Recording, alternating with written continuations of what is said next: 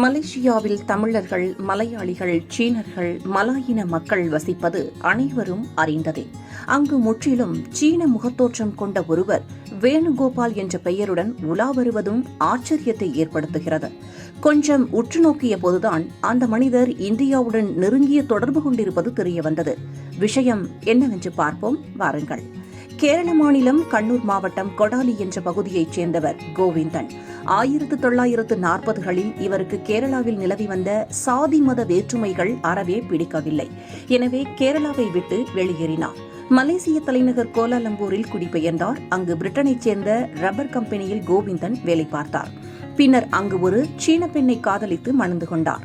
வெளிநாட்டில் தஞ்சமடைந்தாலும் இந்தியாவின் நினைவு அவரை வாட்டியது. இதனால் கோவிந்தன் தனது பிறக்கும் குழந்தைகளுக்கு இந்திய பாணியில் பெயர் சூட்ட முடிவெடுத்தார்.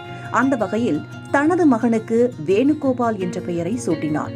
கோவிந்தனுக்கு 3 மகள்கள் உண்டு. அவர்களுக்கு முறையே அம்புஜம், குமுதம், லலிதா என்ற பெயரை வைத்தார். இதுதான் சீன முக மனிதருக்கு இந்திய பாணியிலான பெயர் சூட்டப்பட்ட கதை. தற்போது வேணுகோபால் ஆக்ரோவொர்க்ஸ் என்ற பெயரில் மலேசியா, சிங்கப்பூரில் கட்டுமான நிறுவனம் நடத்தி வருகிறார். தனது பெயர் குறித்து வேணுகோபால் கூறுகையில், இந்தியாவை விட்டு ஒருவர் வெளியேறலாம், ஆனால் மனதை விட்டு இந்தியாவை வெளியேற்ற முடியாது அல்லவா? அதனால்தான் எனக்கு என் தந்தை இந்திய பாணியிலான பெயரை சூட்டியுள்ளார். இந்த பெயர் எனக்கு சூட்டப்பட்டதை நினைத்து நான் பெருமை கொள்கிறேன்.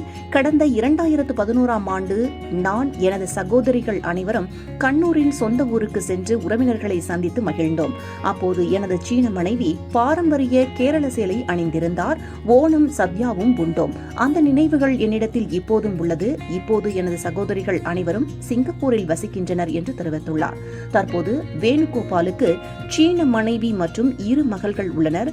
தந்தையை பின்பற்றி தன் மகள்களுக்கு ஷாகிரா யூச்சிங் நம்பியார், லாவ்னியா சூலின் நம்பியார் என்று 2 நாட்டையும் நினைவுபடுத்தும் வகையில் வேணுகோபால் பெயர்களை வைத்துள்ளார்.